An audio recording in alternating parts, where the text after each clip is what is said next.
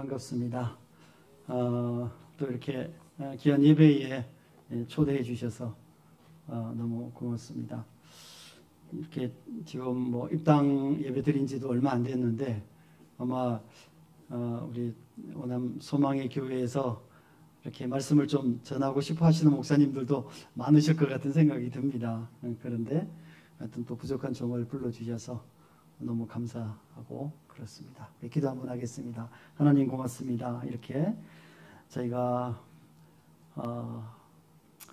또 주일날 오후에 이렇게 함께 모였습니다. 이 시간을 통해서 함께 또 말씀이 나누어지게 하시고 또 이 시간 통해서 들려진 말씀 가운데 참으로 주께서 은혜를 베푸셔서 우리가 함께 또 새로 세워진 이 교회를 위해서 힘을 합하게 하시고 마음을 모으게 하시고 또 하나님의 뜻을 발견하며 또 이 주변에 예수 그리스도의 복음을 편만하게 널리 전파하는 데 큰 힘이 될 수 있도록 주께서 축복하여 주시옵소서. 세우신 종을 주께서 기억하시며 또 그 종을 또 기준으로 해서 우리 성도들의 힘을 합해서 참으로 은혜가 넘치는 그런 귀한 제단이 될 수 있도록 은혜 위에 은혜를 더하여 주옵소서. 오늘 함께 나누는 이 말씀 가운데 주여 축복하시고 또 부족한 종을 세우셨사오니 하나님 영으로 함께하여 주옵소서. 예수님의 이름으로 기도합니다. 아멘. 네, 저희 이제 교수들은 그 교회 담임을 못하게 되어 있습니다. 그래서 이렇게 학교에만 충실하는데 이렇게 가끔 외부에서 설교 부탁을 합니다. 그래서 가서 이제 설교 말씀 또 전하게 되는데 제일 애매한 게 이게 주일날 오후예요.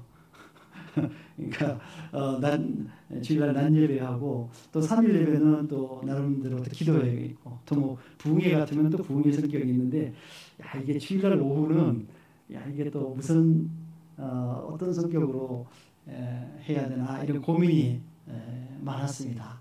그리고 또 처음 지난번에 또 입당 예배 드린 지도 얼마 안 되고 그러는데 어떻게 보면 좀 도움이 되는 말씀이 됐으면 좋겠다 이제 그런 생각을 하면서 좀 고민을 좀 많이 했습니다. 네, 그러다 하나님께서 이 말씀을 허락해 주셔서 말씀을 또 보는데 저도 굉장히 은혜가 많이 됐어요.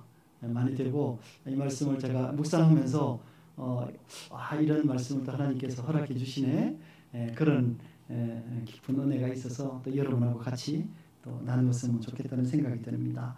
오늘 본문은 초대교회에 있었던 일입니다. 사실 우리가 성경을 보게 되면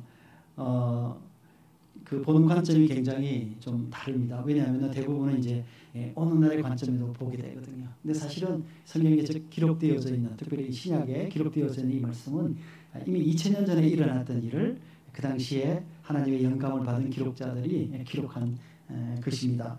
그래서 사실은 이게 오늘 우리의 시각으로 보는 것하고는 매우 다를 수 있어요. 네, 그래서 이제 성경을 조금 더 전문적으로 공부를 하는 것이 좀 사실은 필요하기는 합니다.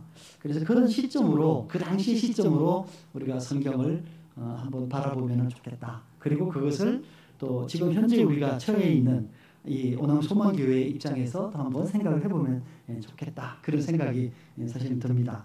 사도행전의 주인공은 제자들이에요. 물론 함께 하시는 성령 하나님께서 함께 하시지만 그래서 이 사도행전에서 오순절 성령 강림이 있고 난 다음에 아마 제자들은 조금 정신이 없을 것 같아요. 왜냐하면 예수님하고 같이 다닐 때는 그렇게 막 환영을 그렇게 많이 받지 못했거든요. 뭐 환영하는 데도 있었지만 또 상당히 또 이렇게 배척하는 사람들도 꽤 많았단 말이죠. 그런데다가 특별히 예수님이 이제 잡히시고 또 고난 당하시고 죽으시고 또 이런 이제 과정을 겪으면서 제자들이 굉장히 실망하고 과연 내가 따랐던 이 선생님이 맞나? 메시아 맞나? 하나님 맞나? 뭐 이런 이제 의문들을 이제 많이 갖게 됐죠. 그러다가 이제 예수님께서 성천하시면서 너희가 기다리라 이렇게 이제 돼서 오순절까지 기다리게 된 것이죠. 이제 그러면서 오순절 이제 성령이 이제 강림하시게 된 겁니다. 여러분 아시는 것처럼 뭐 성령님은 그때만 오신 건 아니에요. 성령님은 창조 시에도 계셨어요. 그리고 구약에도 계속 계셨어요. 그것도 예수님 계실 때도 계속 함께 하셨어요. 그런데 오순절 성령 강림은 성령께서 굉장히 특별한 그런 어떤 이 과정을 통해서 이 땅에 성령을 나타내신 거예요. 공개적으로. 그러니까 그런 한 어떻게 보면은 한 사건이다 이렇게 우리가 볼 수 있는 것이죠.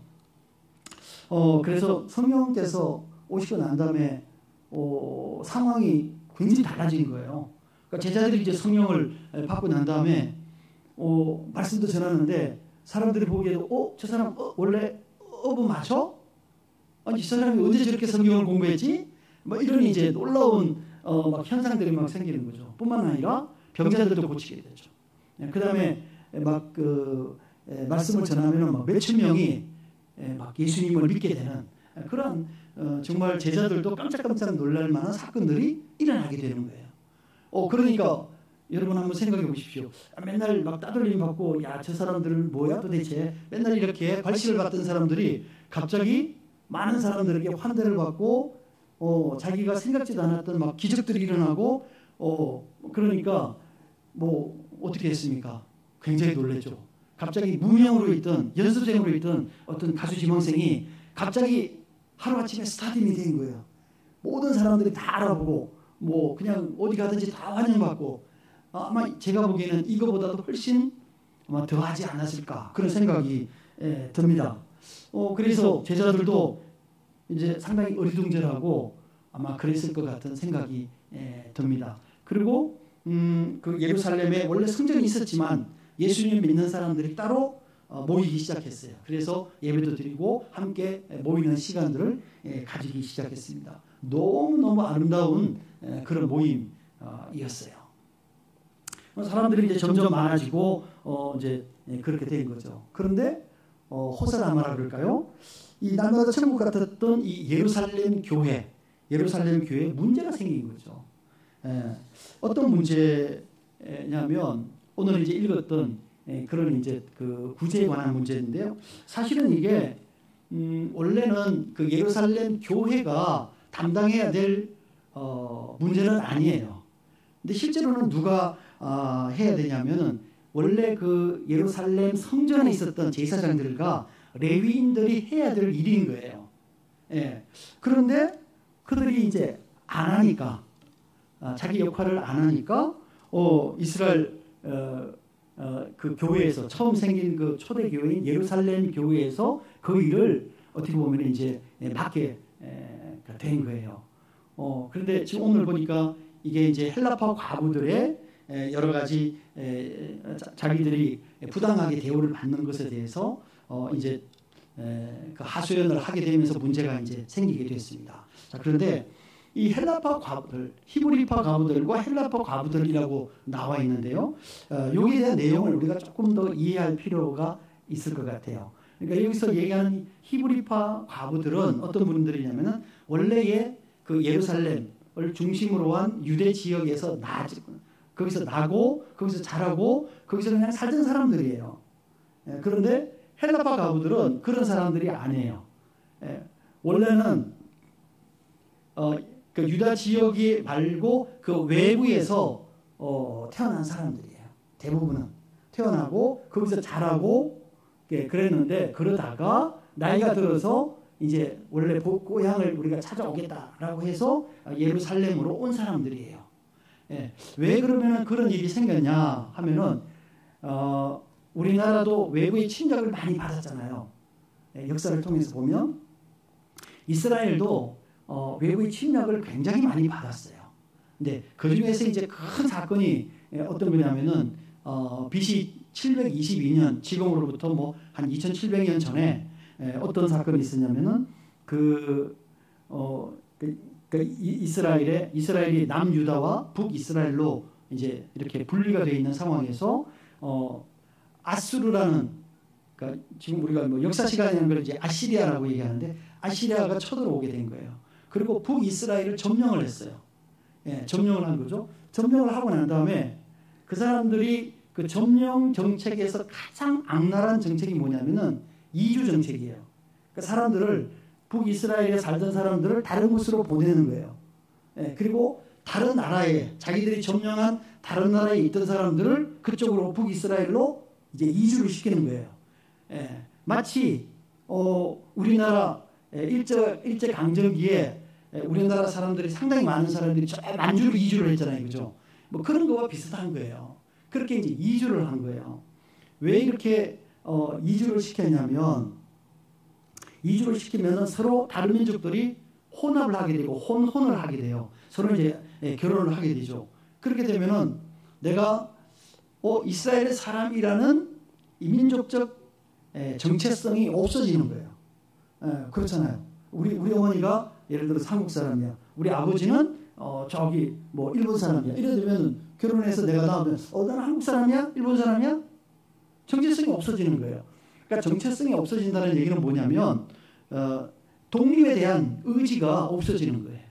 그러니까 그런 것들을 위해서 이렇게 서로 결혼을, 이주 정책을 통해서 결혼을 시키는 거죠. 뭐 조금 전에 말씀드렸지만 우리나라도 마찬가지였어요. 우리나라도 그 일제강점기에 창씨개명 했잖아요, 그죠? 성을 못 쓰게 했어요.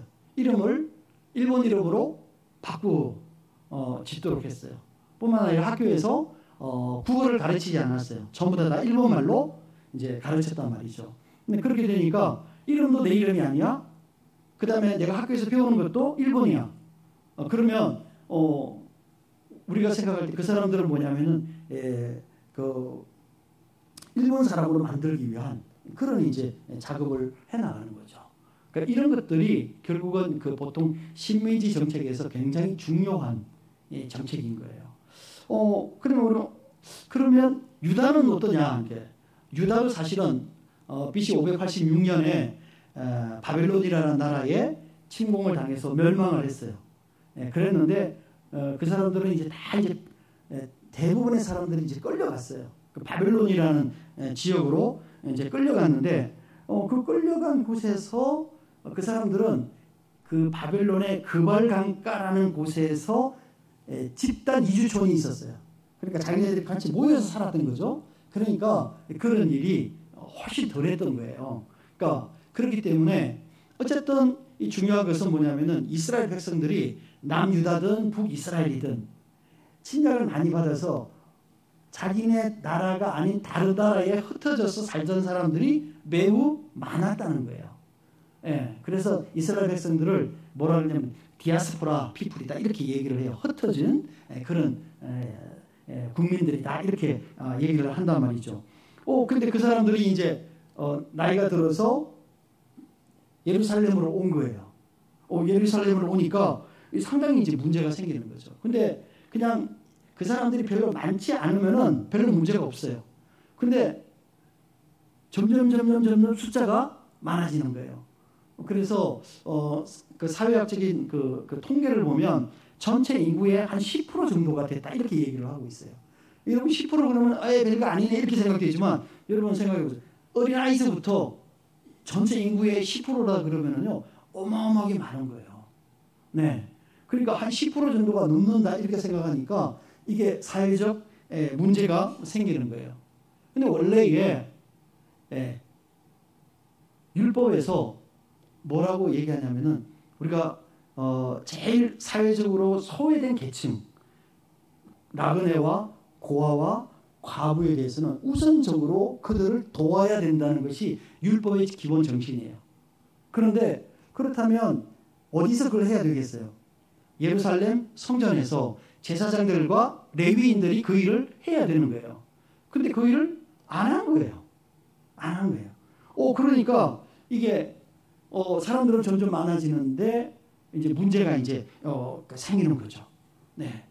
이게 이제 뭐냐면 그 예루살렘에서 히브리 가부와 헬라 가부가 가지고 있었던 기본적인 문제였어요. 자, 그런데 우리가 5장에 보면 6장이지만 5장에 보면 여러분 잘 아시는 하나 사건이 나와요. 아나니아와 삽비라 사건이 나오죠. 그거 아시죠? 네, 아나니아와 삽비라 사건이 있는데 아나니아와 삽비라가 자기 재산 파는 거를 드리잖아요. 그죠? 드리고 중간에 싹 이렇게 조금 빼먹고 드리다가 하나님한테 벌을 받잖아요. 그죠? 근데 왜 그걸 드리게 됐을까요? 예루살렘 교회가 예루살렘 성전에서 해야 될 일을 안 하니까 예루살렘 교회가 그 일을 과부들을 구제하는 일을 하게 된 거예요. 떠맡게 된 거죠. 그렇게. 그러다 보니까 뭐가 필요한 거예요? 돈이 필요한 거죠. 돈이 필요한 거죠. 그러니까 사람들이 이제 자기 재산을 예루살렘 교회에다가 이제 드리는 거예요. 그러니까 드렸는데 이제 아나니아 삽비라는 그걸 이제 떼먹었다가 이제 문제가 생기는데 이제 그렇게 돼서 아나니아와 삽비라 사건이 생기는 거예요. 이게. 자, 근데 왜 그럼 이 히브리 과부와 헬라파 과부가 문제가 있느냐 하는 거 우리가 생각해 볼 필요가 있죠. 그거는요 굉장히 간단해요. 그건 뭐냐면은 언어의 문제예요. 그 사람들은 외부에 살았기 때문에 헬라어를 썼어요. 헬라어. 그 다음에 여기 있는 사람들은 뭐예요? 히브리어를 썼어요. 그러니까 마치 영어를 쓰는 사람하고 한국어를 쓰는 사람이 같이 모여져 있는 거예요. 그런데 여기는 한국이잖아요. 그렇죠. 그러면 모든 일들을 다 영어로 하겠습니까? 한국말로 하겠습니까? 한국말로 하는 거죠. 똑같은 거예요. 그러니까 거기는 예루살렘은 전부 다 히브리어를 쓰니까 히브리어로 얘기를 해요. 예. 그런데 이 헬라파 과부들은 히브리어를 몰라요. 왜? 다 외국에서 자라다가 온 사람들이에요. 그러니까 말을 해도 알아들을 수 있을까요? 없을까요? 없죠. 이게 문제였어요. 그러니까 언어적으로 이게 소통이 안 되니까 그때는 제일 중요한 게 뭐냐면은 여러분 우리가 뭐 무슨 모임 같은 거 하잖아요. 수련회 같은 데 가고 뭐 선교여행 이런 데 가면 제일 중요한 게 뭐냐면은 광고예요. 광고를 잘 들으셔야 돼. 근데 광고가 안 되는 거예요. 왜냐하면 언어를 모르니까 말이 안 통하니까 우리는 이렇게 생각할 수 있죠. 휴대폰으로 하지. 그 당시 휴대폰이 없었겠죠. 그러니까 당연히 어디다가 붙여놨든지 누구를 통해서 아름아름 알든지 이렇게 해야 되는데 뭐 어디 가면 배급을 준다더라 어디 가면 뭐를 준다더라 막 이런 이제 내용들이 있는데 못 알아듣는 거예요. 그러니까 어떻게 되겠습니까? 계속해서 자기가 받아야 될 혜택들을 못 받고 지내게 되는 거예요. 그러니까 생활이 불편하잖아요. 그러니까 그 사람들이 불평을 하게 된 거예요. 그게 헬라파 과부들이 불평을 하면서 생기는 거죠. 이제 그러다 보니까 처음에 이제 그런 문제가 생기니까 사도들이 굉장히 열심히 그 일을 했어요. 왜냐하면 그 문제를 해결을 해야 되잖아요. 그런데 여러분 이 소위 말하는 이런 문제들은요 시간이 굉장히 많이 소용이 됩니다. 우리가 뭐 그냥 이렇게 전산으로 이렇게 툭툭 처리하고 그럴 일이 아니에요. 그 당시는 그런 것도 없었지만 굉장히 시간과 노력과 관심과 에너지가 많이 소비가 돼요. 여러분 혹시 무료 급식소 이런 데 한번 가보셨어요? 무료 급식소 가서 이렇게 자원봉사 하잖아요. 그러면 그 사람들이 줄도 제대로 안 서, 뭐 달라 그러면 또 달라 그래, 뭐 하여튼 뭐 또 술 만큼 취해서 오는 사람, 뭐 별 사람 다 있어요. 그러니까 우리가 생각할 때는 여러분 학교에서 급식 받는 거하고 저기 무료 급식소에서 그거 저기 뭐야 급식하는 거하고는요 본질적으로 너무 다른 거예요. 분위기 자체가. 그러니까 너무 시간들을 많이 쓰는 거예요. 그래서 이제 사도들이 뭐라고 생각했냐면 야 이건 아닌 것 같다. 우리가 이 일을 계속 하기에는 너무 힘이 든다. 그러니까 단순히 힘이 드는 게 아니라 원래 우리가 해야 될 일이 뭐냐면은 말씀을 전하고 기도하고 이런 일을 해야 되는데 여기에 지금 시간을 다 빼앗기니까 안 되겠다. 그래서 사람들을 뽑아서 그 일들을 대신하게 하자. 이렇게 하면서 소위 말하는 집사를 뽑은 거예요. 그게 지금 오늘날 교회에 뭐예요? 집사님들이에요. 집사님들이에요. 원래 이게 집사라는 것이 뭐 영어로는 이제 디콘이라는 건데 이게 원래는 이런 거예요. 집사가 어떤 거냐면 여러분 이제 식당에 가면 이렇게 좀 괜찮은 식당에 가면 이렇게 냅킨을 이렇게 손에 이렇게 해가지고 식당 옆에서 이렇게 서빙하려고 이렇게 기다리고 있는 사람이죠. 그런 사람들은 식당에서 저분이 뭐가 필요하구나, 뭐가 필요하구나 이런 것들을 유심히 살피는 사람들이죠. 그래서 뭐 이렇게 손 들고 뭐 주세요라고 하기 전에 뭐예요? 이렇게 싹 빨리 갖다가 주고 이렇게 한단 말이에요. 그러니까 그 사람을 뭐라고 얘기를 하냐면은 집사다 이렇게 얘기를 해요. 그러니까 실제로는 식탁에서 서빙을 하는 사람이라는 원래적 의미를 가지고 있어요. 그래서 이렇게 섬기는 사람들을 좀 선발을 해서 우리가 사도들은 원래의 기도하는 일과 말씀 전하는 일을 열심히 해야 되겠다. 이제 이렇게 생각을 하게 돼서 사람을 뽑는 과정을 이제 적어놓은 것이 오늘의 이제 본문인 거예요. 그래서 근데 여러분 생각해 보세요. 누구를 뽑아야 되겠다 그러면은 생각해 보세요. 도대체 몇 명을 뽑아야 될지, 누구를 뽑아야 될지 그런 결정들을 해야 되잖아요, 그죠? 네, 그래서 그 내용이 여기에 나와 있어요. 첫 번째 뭐냐면은 우리가 7사람을 뽑아야 되겠다라고 생각을 한 거죠. 근데 왜 7사람을 뽑았냐? 모르겠어요. 하여튼 그분들이 생각할 때는 한 7명 정도가 적합하다 이렇게 생각을 한 거죠. 두 번째는 뭐냐면은 여러분이 이름을 보시면 5절에 보면 이렇게 나와 있어요. 뭐라고 나와 있냐면은 온 무리가 이 말을 기뻐하여 믿음과 성령이 충만한 사람 스데반과 또 빌립과 고로와 이렇게 쭉 적어놨는데 이 사람들이 다 누구냐면은 헬라파 사람들이에요. 그러니까 7명이 전부 다 헬라파 사람이에요. 그러니까 헬라파 사람이라는 의미는 이 사람들은 전부 다 헬라어를 할 수 있는 사람이라는 거죠. 네. 왜냐하면 지금 문제가 뭐예요? 그 사람들은 히브리어를 몰라서 생기는 문제예요. 그러니까 이 사람들은 히브리어도 할 줄 알고 헬라어도 할 줄 아는 소위 말하는 이중 언어를 가능한 사람을 뽑은 거예요. 네, 이 사람들이. 그러니까 굉장히 중요한 문제죠. 왜냐하면 본질적으로 의사소통이 안 되기 때문에 의사소통을 할 수 있는 사람을 뽑은 거예요. 자, 그런데 그렇게만 뽑았냐? 그런 거는 아니에요. 또 다른 걸 보니까 성령과 지혜가 충만한 사람 이렇게 돼 있어요. 성령과 지혜가 충만한 사람. 이 사람은 뭐냐면은 신앙이 좋은 사람 이렇게 우리가 얘기할 수 있는데 제가 볼 때는 여기서 한 걸음 더 나간 것 같아요.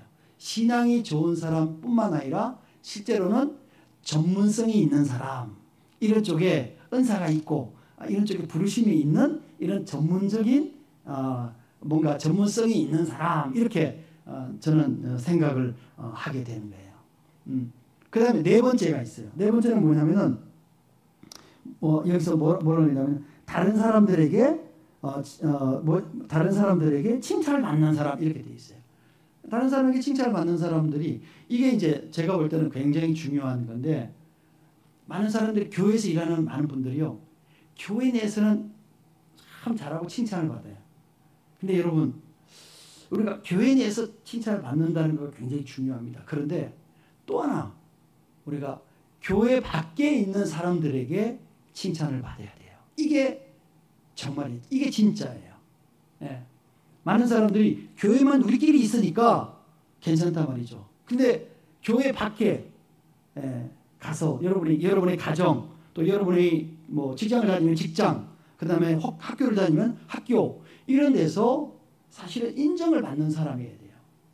그러니까 이게 너무너무 중요합니다.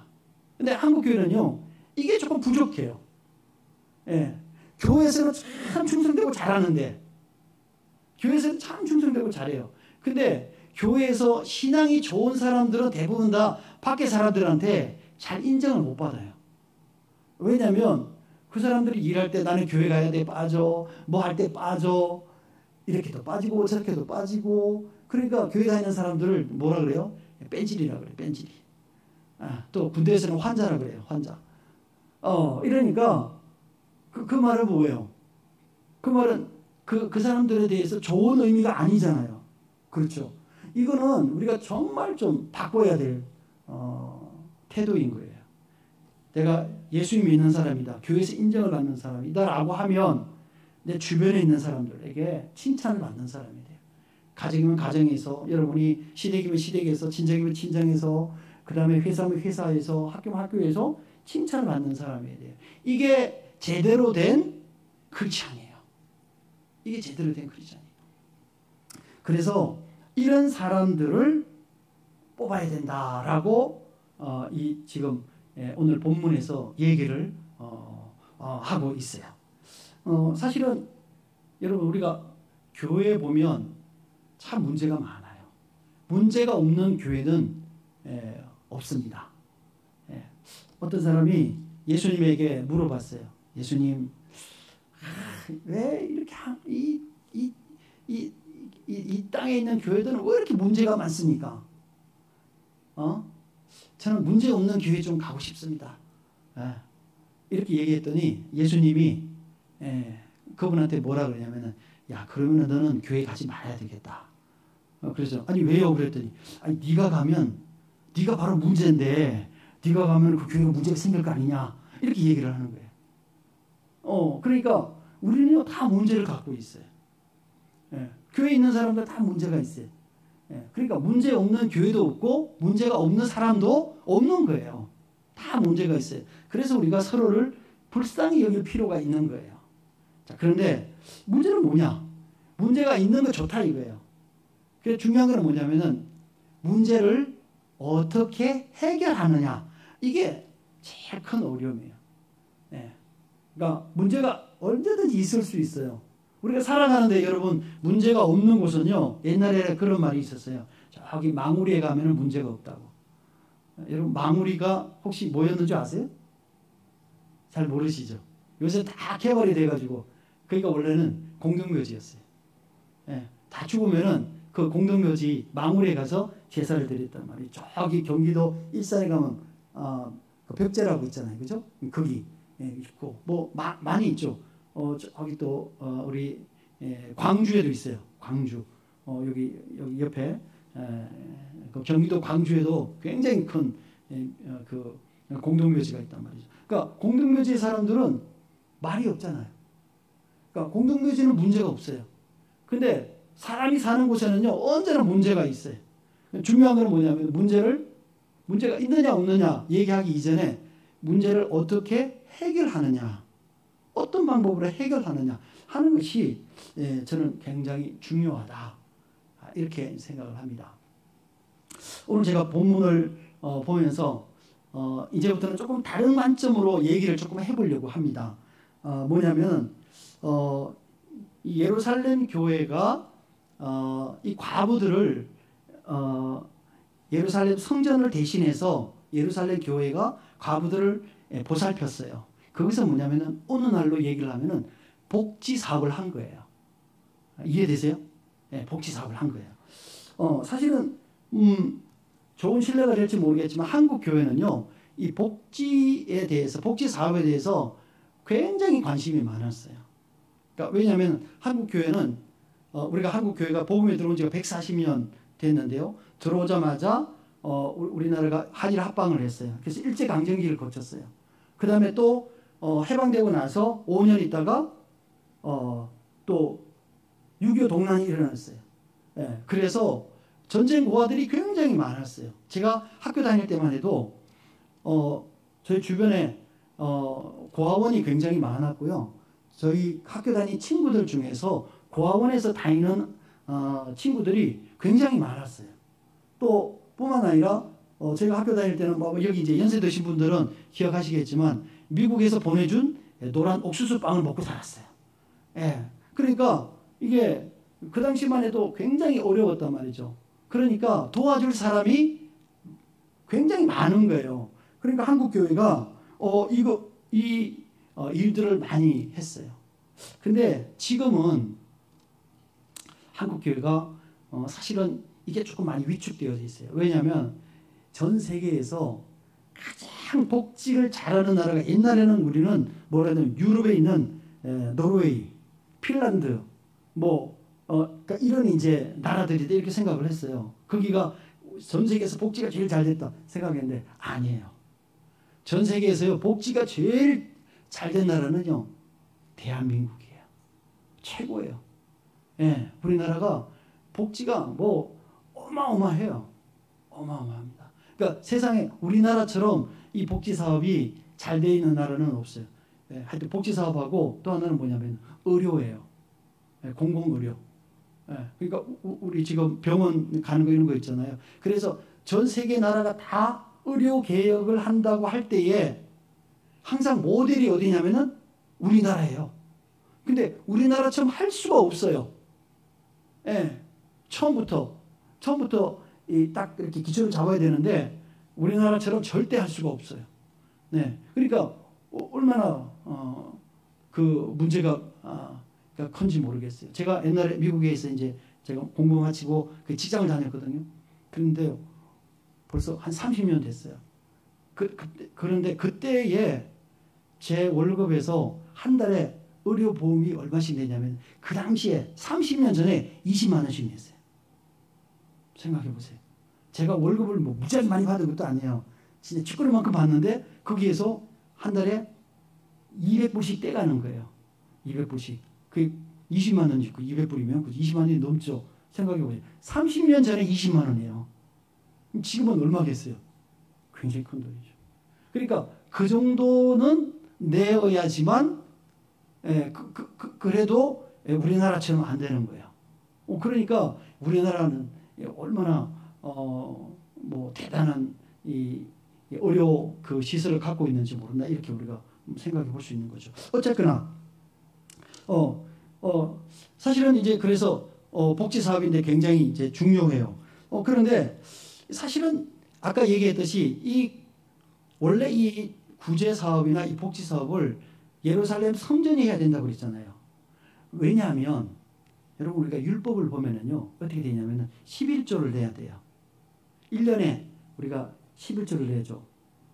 그런데 율법에 보면 어떻게 되냐면 3년에 한 번씩 11조를 더 내요. 11조를 한 번 더 내요. 그런데 3년에 한 번씩 11조를 더 내는 것은 무엇을 위한 11조냐면은 구제를 위한 11조예요. 그런데 성전이 그걸 받잖아요. 돈을. 받는데 돈은 받고 뭐는 안 한 거예요. 구제는 안 한 거예요. 그러다 보니 하게 된 거죠. 교회가 하게 된 거예요. 한국 교회도 마찬가지예요. 그러니까 한국 교회도 그 당시에 너무너무 주변에 어려운 사람들이 많으니까 교회가 연약함에도 불구하고 교회가 많이 했어요. 근데 지금은요. 우리나라가 복지 사업이 너무 잘 돼 있어서 우리나라에서 복지 사업을 제일 잘하는 데는 어디냐면 국가예요. 국가. 정부. 그리고 나머지는 이제 지자체에다가 이렇게 이제 조금씩 이렇게 할당을 해주는 거예요. 자, 근데 이제 문제는 뭐냐면 교회가 이 복지 사업에 관심이 없어요. 예, 전에는 관심이 많았죠. 예, 그런데 이제는 국가에서 대부분을 하다 보니까 이게 사실은 쉽지가 않게 된 거예요. 네, 그래서 규모는 조그매졌어요. 규모가 작아지니까 이게 안 되는 거예요. 예, 왜냐하면 대부분은 정부에서 하니까. 자, 그런데 이게 이제 점점 그러다 보니까 점점 개신교에서 하는 복지 사업은 줄어들게 돼 있어요. 왜냐하면 대부분이 복지 사업은 어디서 많이 하냐면은 타 교단에서 해요.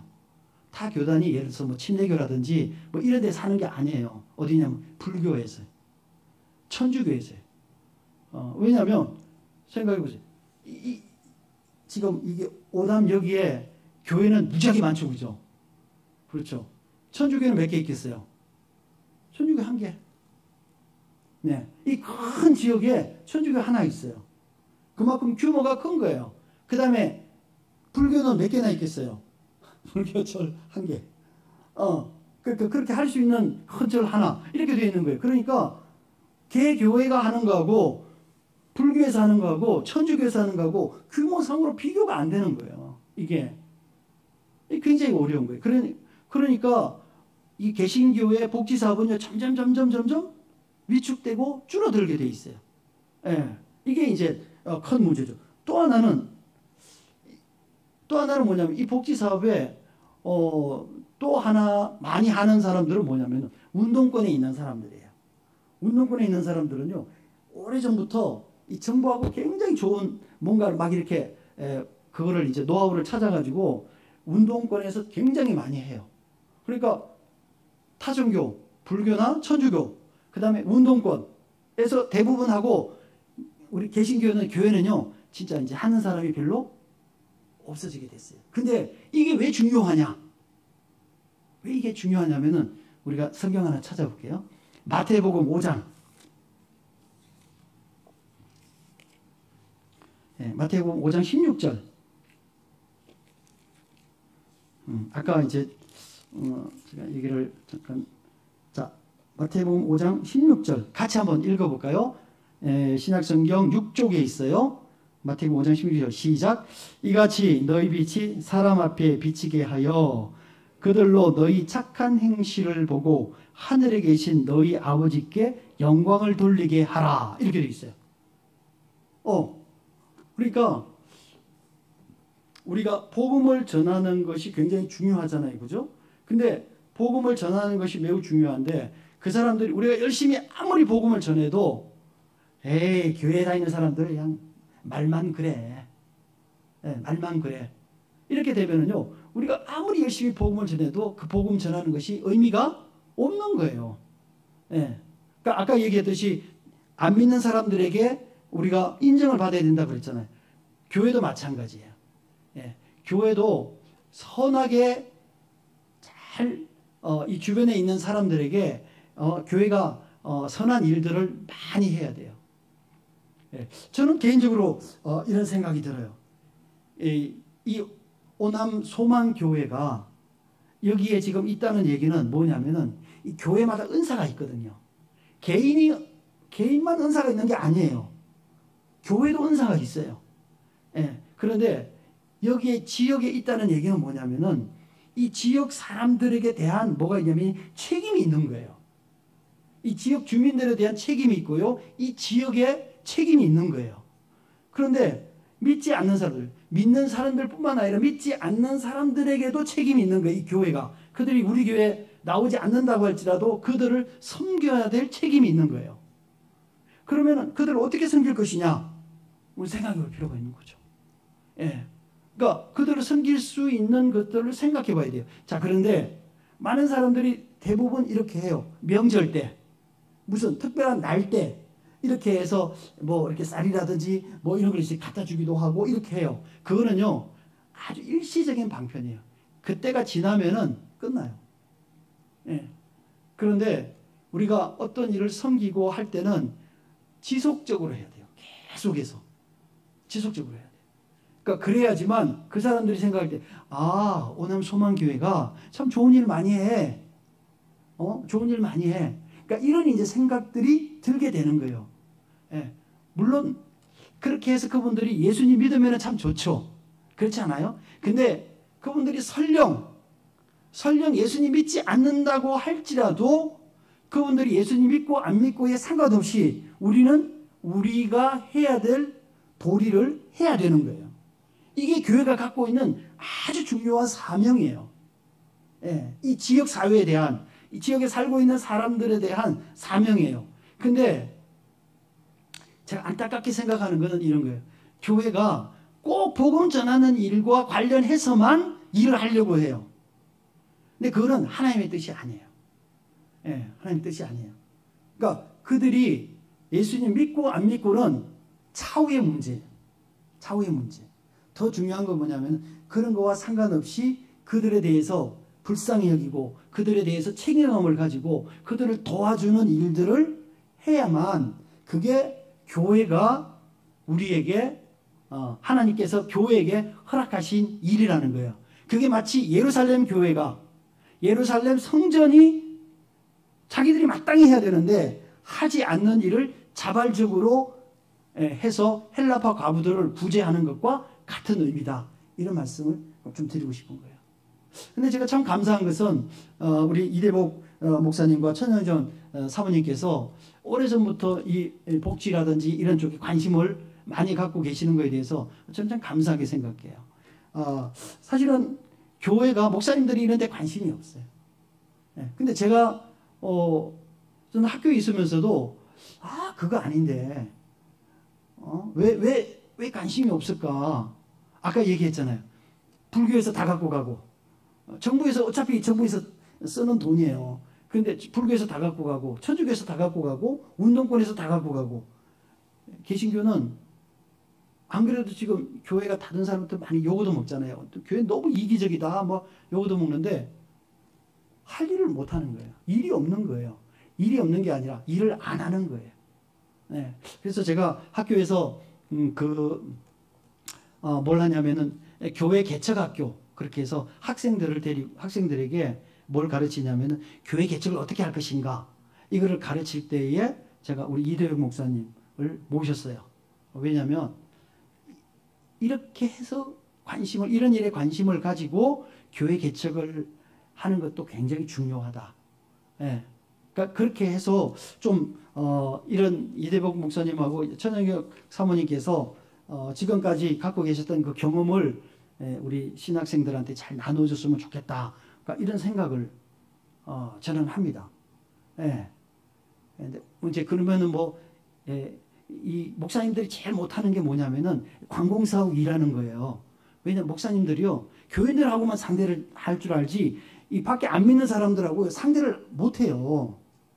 예, 우리 목사님들이 참 불쌍해요. 예, 가만히 보면 왜냐면 아니 이게 안 믿는 사람을 만날 일이 없는 거예요. 목사님들이 그렇잖아요. 그런데 관공서에 있는 사람들하고 잘 못 만나는 거예요. 예, 그래서 가끔 제가 우리 천영전 전도사님이 무슨 회의 간다 이렇게 갖고 학교 수업을 빠지는 일도 있어요. 그때 제가 잘 봐드립니다. 왜냐하면 그거 매우 중요하거든요. 왜냐하면 관공서 사람들 만나서 일을 잘 해나가는 거 굉장히 중요해요. 저는 학교 수업보다도 그 일을 진짜 중요하다. 그래서 수업이 다 빠지면 안 되겠지만 어쨌든 굉장히 중요하다 생각하고 제가 잘 봐드리고 있어요. 예, 그런 거예요. 그런 거예요. 그래서 이 개신교회가 이 정부하고도 잘 해야 돼요. 좋은 관계를 맺어야 돼요. 여러분 지난번에 우리가 코로나 때 못 모이게 했잖아요. 여러분 절간은요 다 모였어요. 천주교 다 모여요.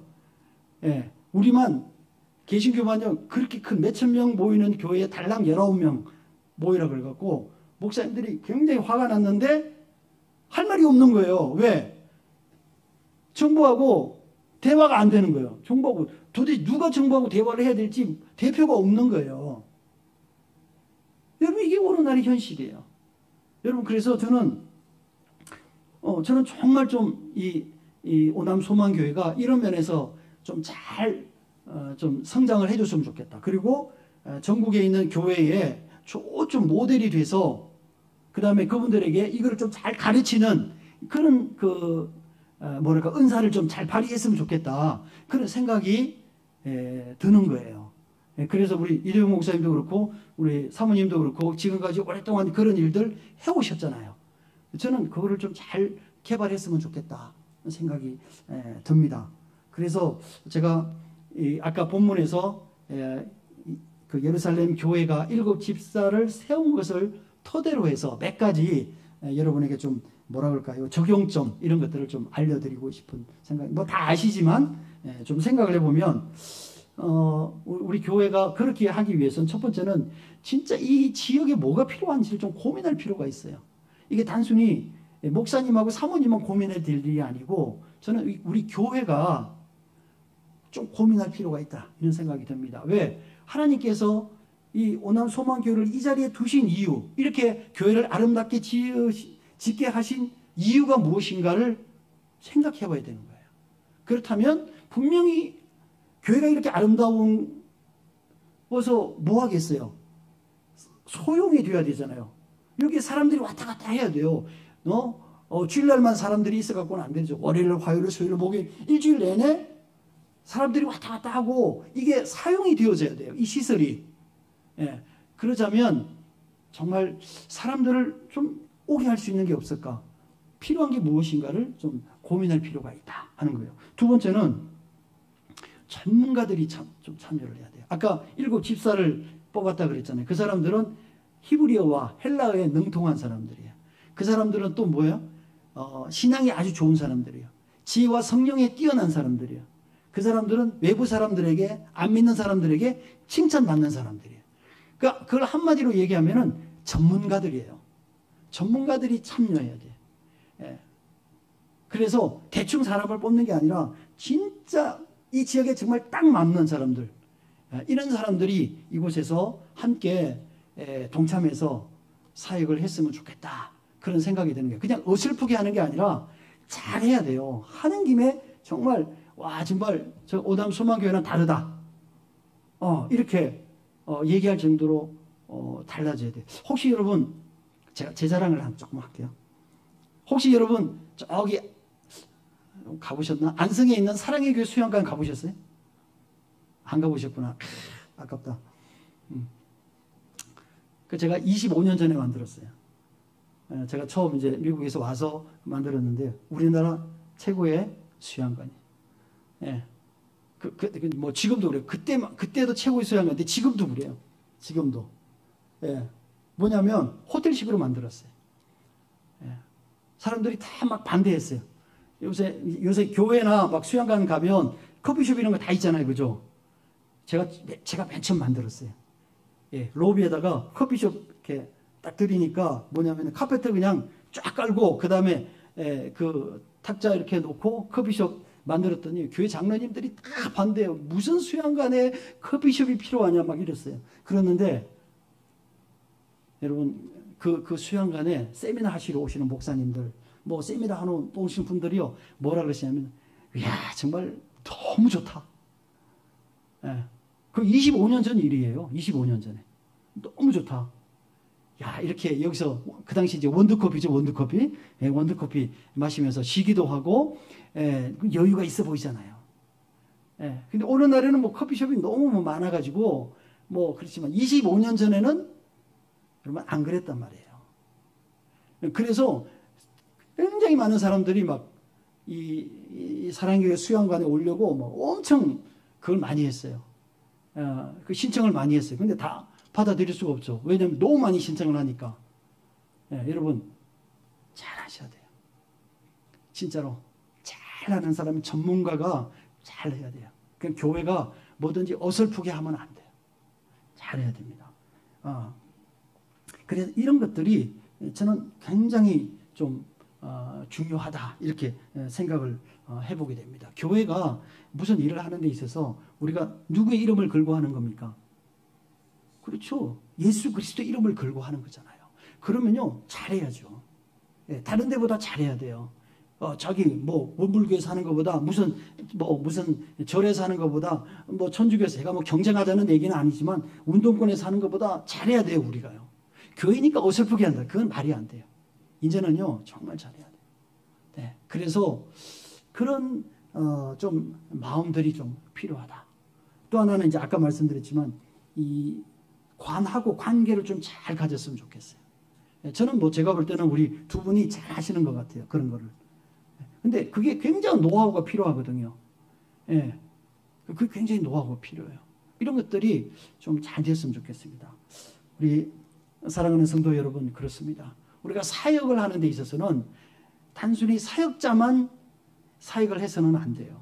지금은요 모든 교인들이 다 목사님을 중심으로 해서 한 마음이 돼서 한 목표를 향해서 이 교회가 하나님께서 주신 달란트가 무엇인가, 은사가 무엇인가, 이 지역을 위해서 이 지역에 왜 오남 소망교회가 있어야 되는가, 존재 의미가 무엇인가, 이런 것들을 저는 좀 명확하게 우리 성도 여러분들이 다 같이 이해하고 우리 목사님을 중심으로 해서 한 마음으로 하나님께서 허락하신 사역을 우리가 꿈꾸고 계획하고 실행하고 그렇게 해서 그들이 예수를 믿든 안 믿든 상관없이 하나님께서 주신 이 소명을 우리가 잘 감당할 필요가 있다. 이런 생각을 해보게 됩니다. 여러분 교회도 새로 짓고 여러분 분위기도 얼마나 좋습니까? 이런 좋은 기회를 우리가 잘 살려서 이 오남소망교회가 이 지역에 참 좋은 교회로 또 자리 잡는 계기가 됐으면 좋겠고 또 그를 통해서 여기서 제자의 수가 날마다 더하더라 하는 것처럼 이 교회도 정말 하나님 믿는 사람으로 차고 넘치는 그런 하나님의 은혜가 있기를 축원합니다. 기도하겠습니다. 하나님 참 감사합니다.